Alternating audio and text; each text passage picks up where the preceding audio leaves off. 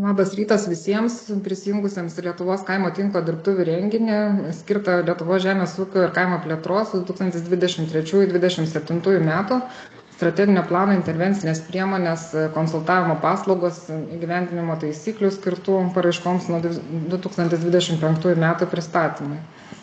Mano vardas Diana Paliukėninė, esu Lietuvos kaimo tinklo sekretariato atstovė. Šios dienos dirbtuvių metu Žemės ūkio ministerijos ir nacionalinės mokėjimo agentūros atstovai informuos apie pagrindinius strateginio plano intervencinės priemonės konsultavimo paslaugos įgyvendinimo taisyklių aspektus, tinkamumo sąlygas ir reikalavimus, atrankos kriterijus, paraiškų teikimą bei pateiks informaciją apie vertinimo ir administravimo aktualijas. Pasibaigus pranešimo pristatymui pakviesime jūs užduoti savo klausimus ir dalyvauti diskusijoje.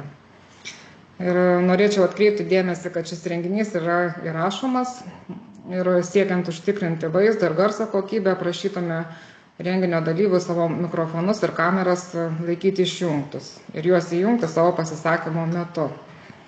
Savo klausimus galėsite užduoti keldami virtualias rankas arba parašydami juos susirašinėjimo skiltį. Dabar norėčiau pakviesti pirmąją šios dienos pranešėją, Žemės ūkio ministerijos strateginio planavimo departamento mokslo inovacijų ir žinių plėtros skyriaus vyriausiąją specialistę Aušrą Čiplienę, kuri pristatys strateginio plano intervencinės priemonės konsultavimo paslaugos įgyvendinimo taisyklės skirtas paraiškoms nuo 2025 metų. Prašom, Aušra. Labą dieną visiems. Dėkoju už suteiktą žodį. Malonu matyti jūsų tiek daug šiandien prisijungusių. Mums malonu, kad jums rūpi. Ir šiandien pristatysiu pagrindinius intervencinės priemonės konsultavimo paslaugos taisyklių aspektus, aptarsiu svarbiausius punktus. Siekiant užtikrinti geresnę transliacijos kokybę, pranešimo metu kamera bus išjungta.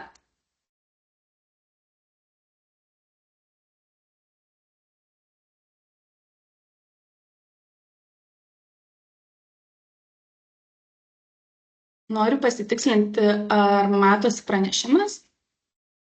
Taip, Aušra, matome.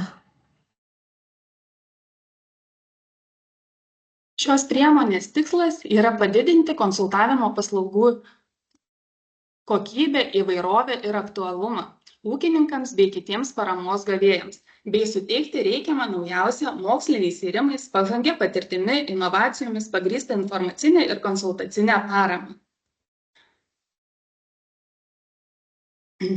Visam strateginio plano laikotarpiui priemoniai įgyvendinti skirta 5 milijonai eurų.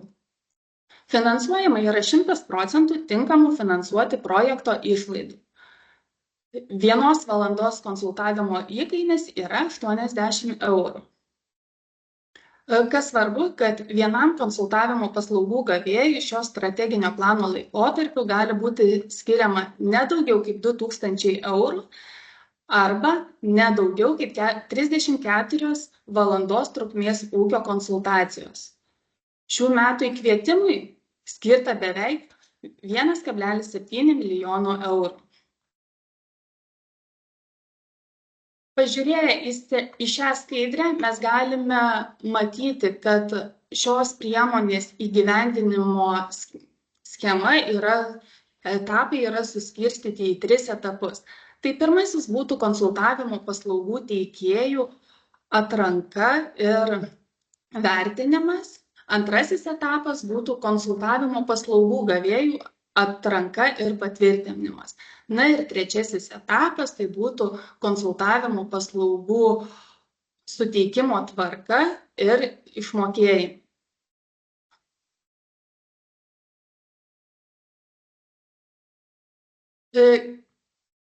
Pirmiausia, norėčiau atkreipti dėmesį apie remiamą veiklą.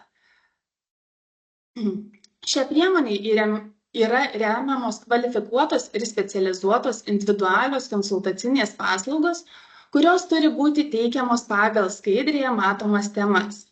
Manau, kad su jomis jau esate susipažinę. todėl jų visų neskaitysiu. Tačiau noriu atkreipti dėmesį, kad paraiškoje prašomų ūkio konsultacijų ne mažiau kaip 50% turi būti priskirtos prioritetinėmis temomis. Tai yra stulpelis, kurį matome skaidrės kairėje pusėje. Tos temos yra susijusios su aplinkos ir klimato srities veiklomis bei ūkio skaitmenizavimu.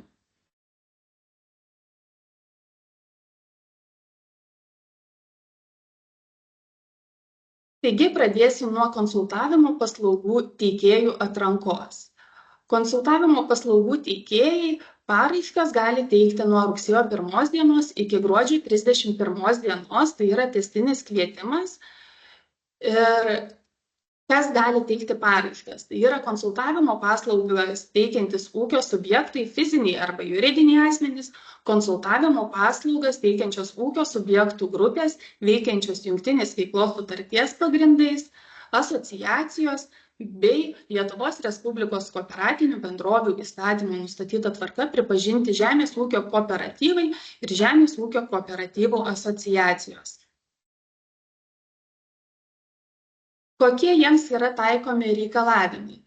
Tai yra, pareiškėjas turi atitikti bendrasis tinkamumo sąlygas, nustatytas administravimo taisyklių papunkčiuose, kurie nurodo, kad pareiškėjas neturi būti įsiskolinęs Lietuvos Respublikos valstybės biudžetui ir valstybinio socialinio draudimo fondo biudžetui bei nacionaliniai mokėjimo agentūrai, taip pat neturi turėti finansinių sunkumų, turi būti nebankrutuojantis ir nelikviduojamas. Taip pat pareiškėjas iki paramos paraiškos pateikimo dienos turi būti įtrauktas į nepriklausomų žemės ūkio konsultantų sąrašą.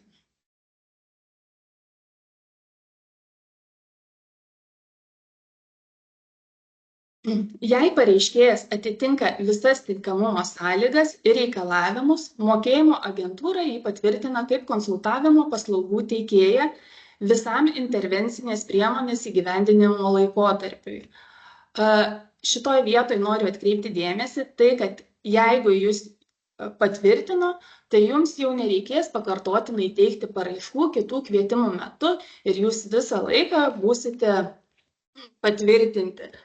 Išskyrus tam tikrus atvejus, jeigu savo norų norėsite būti išbrauktas iš konsultavimo paslaugų teikėjų sąrašų arba būsit išbrauktas iš nepriklausomų konsultantų sąrašo dėl tam tikrų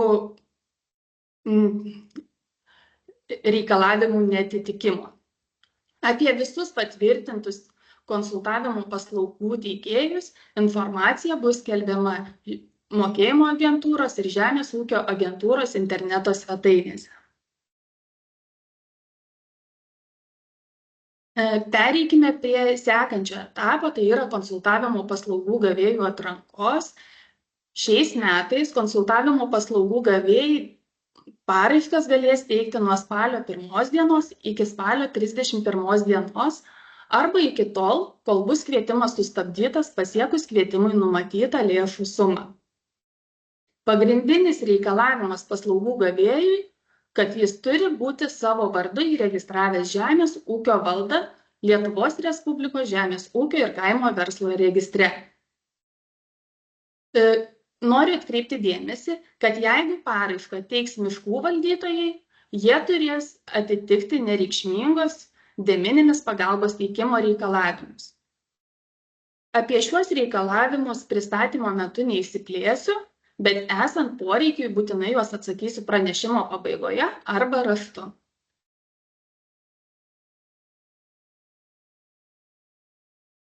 Kas yra naujovė šių metų kvietime, tai yra paslaugos gavėjai bus atrenkami pagal didžiausią surinktų atrankos balų skaičių, kuris nustatomas pagal toliau nurodytus atrankos kriterijus ir vertinamas duomenimis esančiais viešuosiuose registruose. Taigi, už ką skiriami atrankos balai? Atrankos balai skiriami vertinant paslaugų gavėjo vykdomą veiklą sektoriuose, Tai jeigu yra vykdoma pieninė galvijininkystė, skiriama 40 balų, jeigu mėsinė galvijininkystė ir kiti gyvulininkystės sektoriai 30 balų, sodininkystės, daržininkystės ir uogininkystės sektoriai 30 balų, na ir kiti augalininkystės sektoriaus ar miškų veikla skiriama 20 balų. Taip pat 10 balų skiriama tuo atveju, jeigu paslaugų gavėjas vykdo ekologinę gamybą arba kontroliuojančios institucijos yra registruotas kaip ūkis, pereinantis prie ekologinio ūkininkavimo. Taip pat yra vertinamas paslaugų gavėjo valdos ekonominis dydis. Labai smulkiam ūkiui skiriama 25 balai, smulkiam ir vidutiniam ūkiui 30 balų, o stambiam ūkiui skiriama 20 balų. Taip pat skiriami papildomi 10 balų jauniesiams ūkininkams, tai yra tiems asmenims, kurie paraiškos pateikimo dieną yra jaunesni nei 41 metų.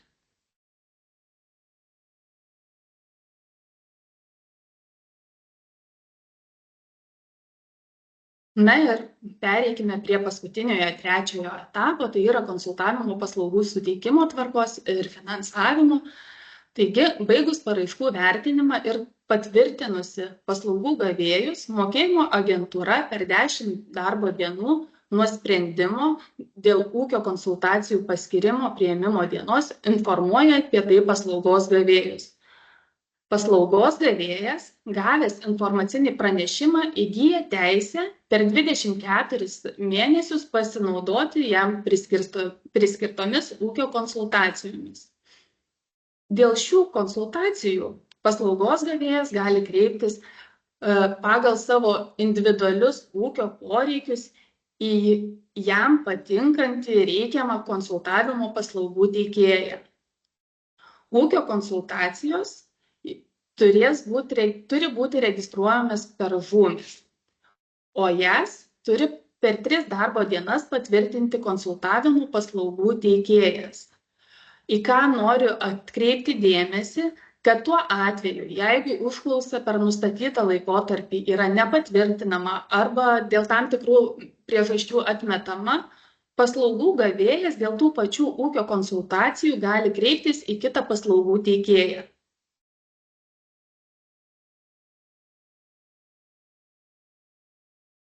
Kai jau ūkio konsultacijos yra užregistruojamos ir patvirtinamos, jos turi būti suteiktos per 6 mėnesius. Jeigu atsitiktų taip, kad dėl tam tikrų priežasčių rezervuota konsultacija neįvyksta, už ją nepanaudotos lėšos yra grąžinamos į bendrą intervencinės priemonės biudžetą, o paslaugų gavėjas turi teisę dėl likutinės vertės pildyti paraišką kito skelbiamo kvietimo metu. Tačiau irgi kas svarbu, tuo metu jisai jau savo krepšelyje neturi turėti priskirtų galiojančių ūkio konsultacijų. Paslaugų gavėjas dėl atskirų ūkio konsultacijų gali kreiptis į skirtingus konsultavimo paslaugų teikėjus. Šioje vietoje jokių apribojimų papildomų nėra ir, kaip ir minėjau, galima kreiptis pagal individualius ūkio poreikius į norimą konsultantą. Konsultantai teikiantis ūkio konsultacijas turi būti įtraukti į konsultantų sąrašą pagal tas sritis, kuriuose teikia ūkio konsultacijas. Konsultavimo paslaugos gali būti suteiktos individualiai, nuotoliniu arba tiesioginiu būdu. Kas yra svarbu, kad informacija apie numatomą ūkio konsultaciją turi būti suvedama į žūmis ne vėliau kaip likus vienai darbo dienai iki numatomos konsultacijos. Jeigu informacija buvo suvedama anksčiau ir atsirado nenumatytų tam tikrų pasikeitimų, taip pat šitie visi duomenys turi būti įvedami ne vėliau kaip viena darbo diena iki numatomos ūkio konsultacijos. Po suteiktų ūkio konsultacijų paslaugos gavėjas ir konsultavimo paslaugų teikėjas turi pasirašyti konsultavimo paslaugų suteikimo perdavimo priėmimo aktą patvirtintą taisyklėse. Ir apie konsultavimo paslaugų duomenis turi taip pat paslaugų teikėjas suvesti į žumis ir suvedimo data turi būti ne vėliau kaip 6 mėnesiai nuo konsultacijos rezervacijos dienos. Ūkio konsultacijos negali būti suteiktos kitam ūkio subjektui, kuris nėra patvirtintas kaip konsultavimo paslaugų gavėjas. Jeigu paslaugų gavėjas miršta, nepanaudotos lėšos už ūkio konsultacijas yra grąžinamos į intervencinės priemonės bendrą biudžetą.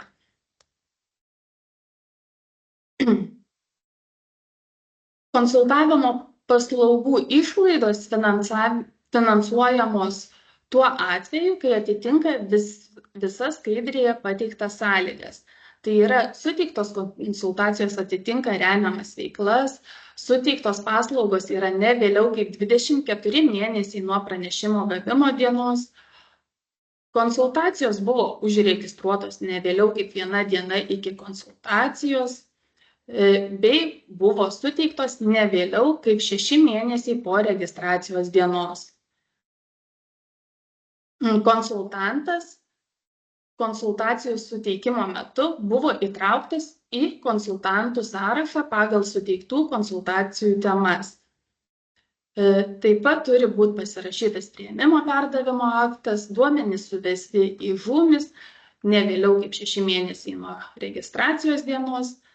Na ir konsultacijos negali būti suteiktos kitam asmeniui.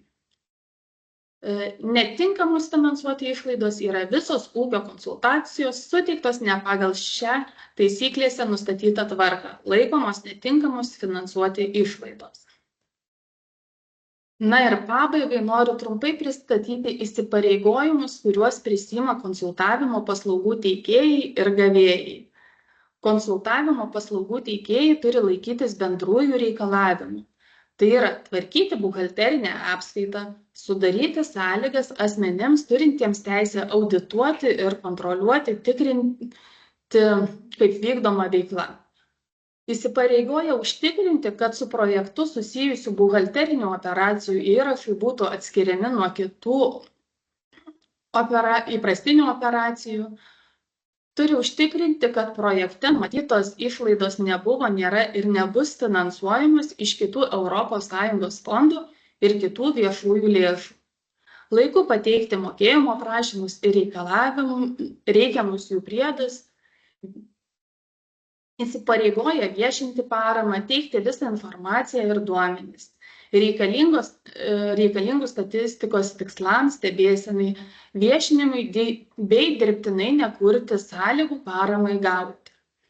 Noriu atkreipti dėmesį, kad pagal šios priemonės įgyvendinimo taisykles laikoma, kad buvo dirbtinai sukurtos sąlygos paramai gauti, jei yra nustatoma, kad konsultavimo paslaugų teikėjas, fizinis asmuo, yra tos pačios žemės ūkio valdos, pagal kurią paslaugų gavėjų mokėjimo agentūra priskyrė ūkio konsultaciją valdytojas arba partneris arba šeimos narys. Aušra, labai atsiprašau, skaidrių nesimato.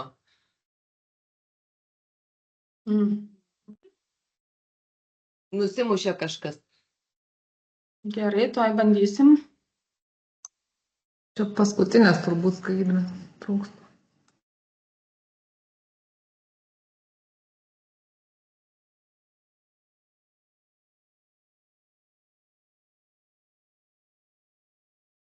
Dabar gerai? Taip, matom dabar konsultavimo paslaugų teikėjų ir gavėjų įsipareigojimai. Taip.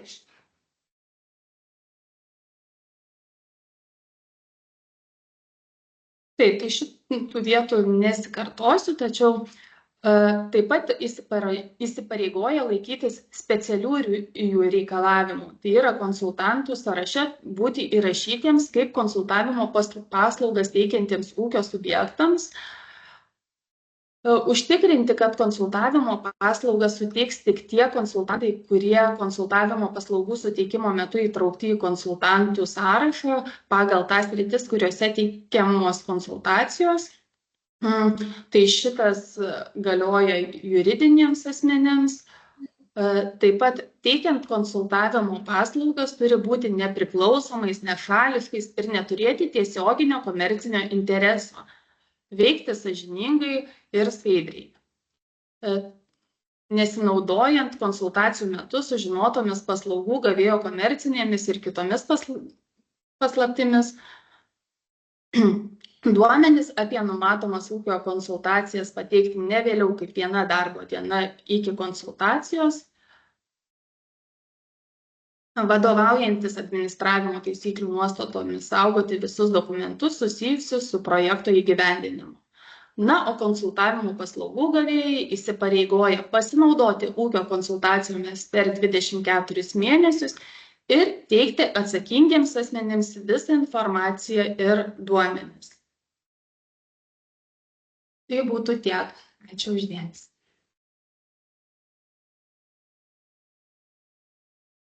Labai ačiū Aušra už detalų pristatymą. Na ir prieš perinant prie klausimų ir diskusijų, išklausysime antrojo šios dienos pranešimo. Ir norėčiau pakviesti Nacionalinės mokėjimo agentūros kaimo plėtros ir paramos regionams departamento vyriausiąją specialistę Rūtą Mačiežienę, kuri pristatys informaciją apie priemonės konsultavimo paslaugos paraiškų formas, konsultavimo paslaugų teikėjams ir konsultavimo paslaugų gavėjams. Prašom, Rūta. Tai labą dieną visiems. Pristatysiu paraiškų formas. Noriu tik atkreipti dėmesį, kad dalis informacijos pasikartos iš Aušros prezentacijos, nes čia tiesiog tikriausiai neišvengiama. Ir jos pradėsiu.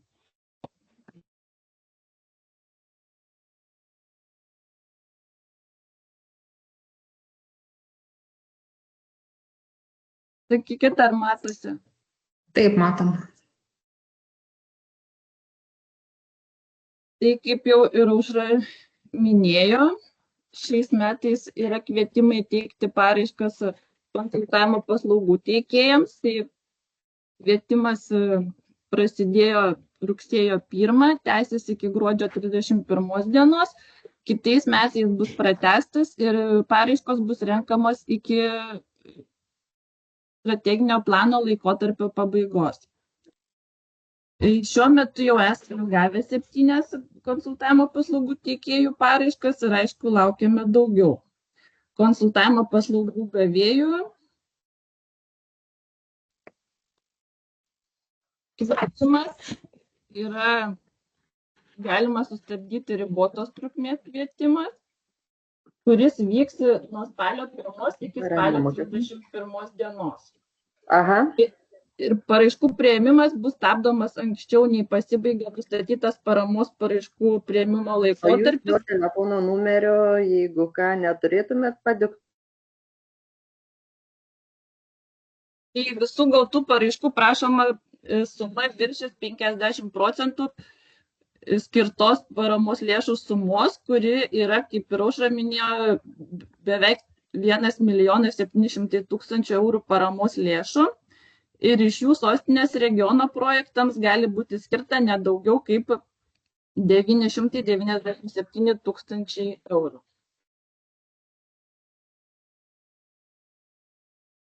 Taip, dabar noriu pristatyti galimus paraiškų teikimo būdus.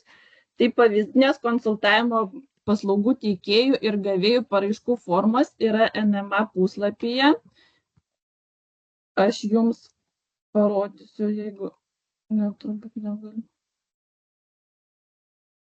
Tai prie kvietimų teikti paraiškas. Tik tai noriu atkreipti dėmesį, kad tos paraiškų formos yra labiau susipažinimui, kadangi paraiškos bus teikiamos Žemės ūkio ministerijos informacinėje sistemoje žūmis, užpildant elektroninę dokumento formą, tai tos paraiškos, kurios yra prie kvietimų, ten yra, ta prasme, informacija visa bus ta pati, tiesiog truputį kitoks vaizdas. Ir dabar nuo spalio 1 vyksiantis konsultavimo paslaugų gavėjų paraiškų teikimas žūmis bus aktyvuotas nuo spalio 1 dienos 8 valandos. Paraiškas bus galima teikti darbo dienomis nuo 8 valandos iki 17 valandos. Tai noriu atkreipti dėmesį, kad čia yra pakeitimas, nes anksčiau paraiškas buvo galima teikti bet kuriuo metu, dabar tik tai darbo dienomis, darbo laiku. Taip.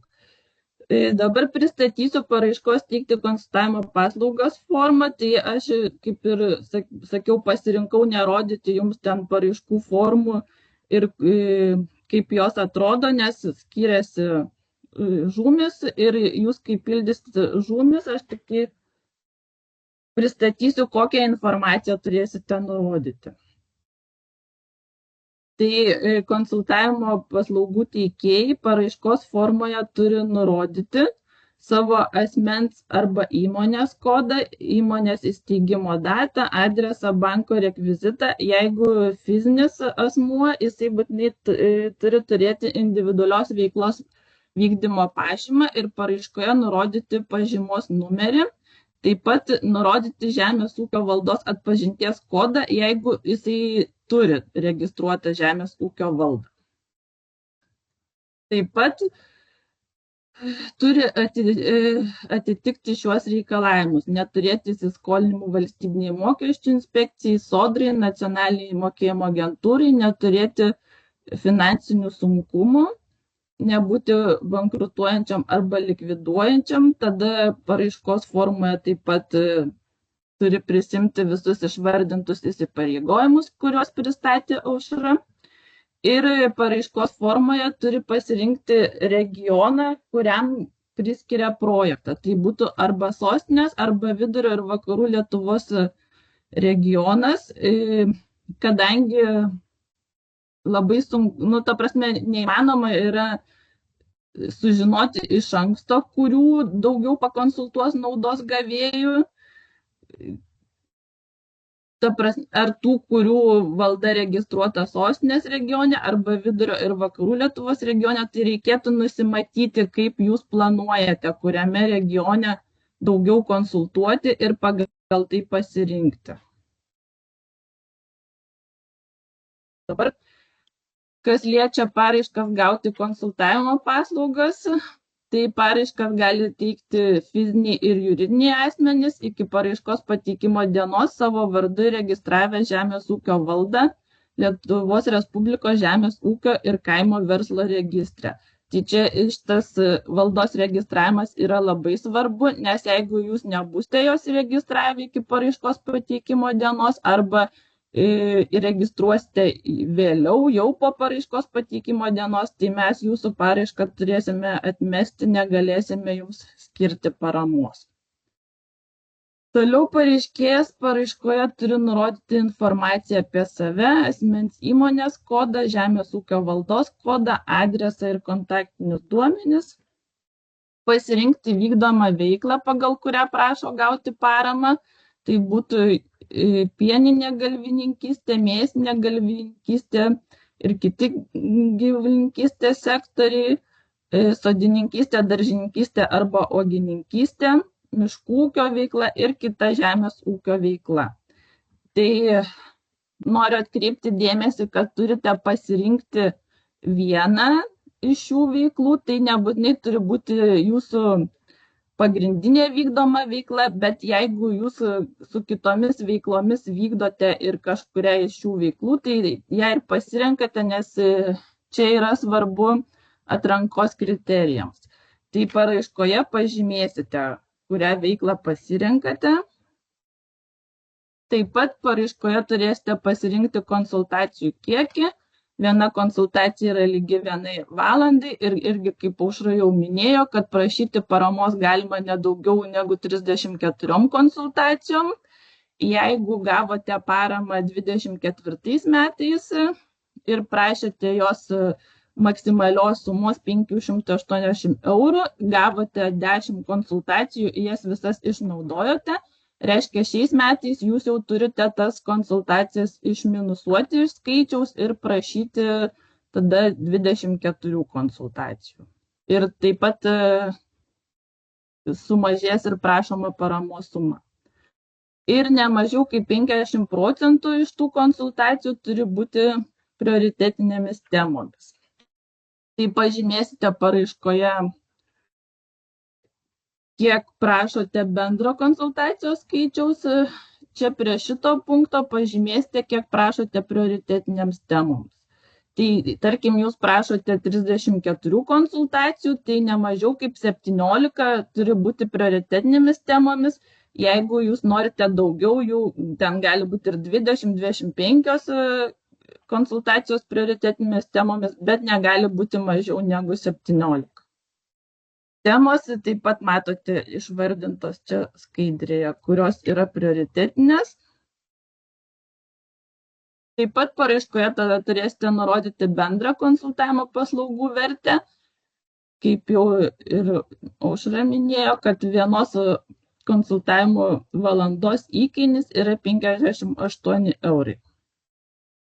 Pareiškėjai nurodė, kad užsiema miškų ūkio veikla, pildo paraiškos 4 ir 5 skyrių dėl nereikšmingos de minimis pagalbos, bet aš taip pat čia neįdėjau ten smulkaus paaiškinimo, kaip pildyti, kadangi tokių, bent jau pernai mes turėjom gal iš visų paramos gavėjų gal 10, kurie užsiėmė miškų ūkio veiklą. Tai nėra, kad labai visiems būtų aktualu. Ir kai jūs pildysite žūmis paraiškos formą, jeigu jūs nepasirinksite miškų ūkio veiklos, tai jums tiesiog šitų paraiškos skyrių nerodys ir jums jų pildyti nereikės. Toliau pažymėsite priimamus įsipareigojimus. Tai konsultavimo paslaugų gavėjų įsipareigojimai yra pasinaudoti ūkio konsultacijomis per 24 mėnesius nuo pranešimo apie skyrimą gavimo dienos ir teikti atsakingiams asmenims visą informaciją ir duomenis reikalingus statistikos tikslams. Tai jeigu čia kažkas paprašytų šitų duomenų. Taip, dabar trumpai papasakosiu apie paraiškų atranką, kurią irgi Aušra pristatė. Tai pirmumo balai bus skiriami už ekologinę gamybą, bet tuomet kartu su paraiška turi būti pateiktas sertifikavimo institucijos išduotas ekologinės gamybos patvirtinimo dokumentas. Tai čia irgi noriu atkreipti dėmesį, kad čia vienintelis dokumentas, kurį reikės pateikti su paraiška pirmumo balams, nes visus kitus, jeigu prašysite balų už vykdomą veiklą ten arba už ūkio ekonominį dydį, šiuos mes galėsime patikrinti patys. Bet kas liečia ekologinę gamybą, tai tas sertifikavimo institucijos išduotas dokumentas turės būti pateiktas kartu su paraiška. Tai dabar jau čia nepasakosiu smulkiai, kiek balų už kokias veiklas. Aš tada palieku tave ant ledo. Ir ūkio ekonominį dydį, bet patys matote skaidrėje ir dar yra balai už paslaugų gavėjo amžių. Tai tuo atveju, jeigu paslaugų gavėjų paraiškos pateikimo dieną nesiekia 41 metai, suteikiama 10 balų. Dabar noriu parodyti, kokį vaizdą jūs matysite savo žūmis paskyroje, kai jums bus skirta parama. Čia kalbu apie konsultavimo paslaugų gavėjus. Kaip matote, matysite savo projekto numerį, koks jam priskirtas konsultacijų skaičius ir kiek yra prioritetinės tematikos, šiuo atveju čia 20 pasirinkta, kitos remamos tematikos 8 ir kiekvienai konsultacijai bus atskiras identifikacijos numeris. Tuomet jūs galėsite pasirinkti rezervuoti konsultaciją ir matysite tokį vaizdą ekrane, kad savo vardą pavardę galėsite pasirinkti teikėją iš tų, kurie bus mūsų sąraše patvirtintame. Galėsite pasirinkti konsultacijų skaičių ir rezervacijos užsakymo datą. Matysite, tada pasirinksite čia yra galiojimo data, tai tiesiog, kad per 3 darbo dienas turi patvirtinti konsultavimo paslaugų teikėjas ir būsena, kad laukiama patvirtinimų. Kai konsultavimo paslaugų teikėjas patvirtins arba atmes jūsų šitą prašymą, tuomet bus galima, tuomet jau bus aišku, kuriai datai tiksliai užregistruota jūsų konsultacija. Bus nurodoma tema, konkreti tema ir tuomet jau konsultavimo paslaugų teikėjas susisieks ir susitarsite, kokiu būdu bus vykdoma konsultacija, ar gyvai, ar nuotoliniu. O apie atliktas konsultacijas konsultavimo paslaugų teikėjas turės sukelti duomenis per 6 mėnesius. Arba jeigu jisai norės teikti mokėjimo prašymą anksčiau, tai iki mokėjimo prašymo pateikimo turės būti sukelti visi duomenys. Na ir dažniausiai pasitaikančios klaidos, tai šiaip negaliu pasakyti, kad labai daug klaidų pasitaiko, peržiūrėjau pernai metų paraiškas teiktas, tai vat čia visas ir surašiau, kad konsultavimo paslaugų teikėjas nėra įtrauktas į nepriklausomų žemės ūkio konsultantų sąrašą iki paraiškos pateikimo dienos. Pernai metais jisai turėjo būti įtrauktas į konsultantų sąrašą iki 2023 gruodžio 15, tai pasitaikė tokių, kurie nebuvo spėję iki gruodžio 15 būti įtraukti į sąrašą ir pateikė paraiškas. O šiais metais jau iki paraiškos pateikimo dienos, tai galima šitą susitvarkyti ir tada teikti paraišką, kadangi paraiškas galėsite teikti iki 28 metų pabaigos.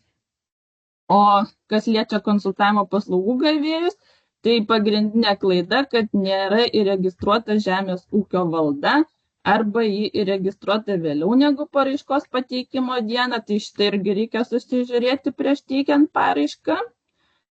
Ir dar yra labai svarbu, kad jeigu ir ta žemės ūkio valda buvo įregistruota anksčiau, bet ji nebuvo atnaujinta 2 metus, tai valda būna automatiškai išregistruota. Tai jeigu jūs jau turite įregistruotą valdą, reikėtų pasitikrinti, kad tikrai jinai nėra išregistruota prieš teikiant paraišką. Tai kaip ir paminėjau, visus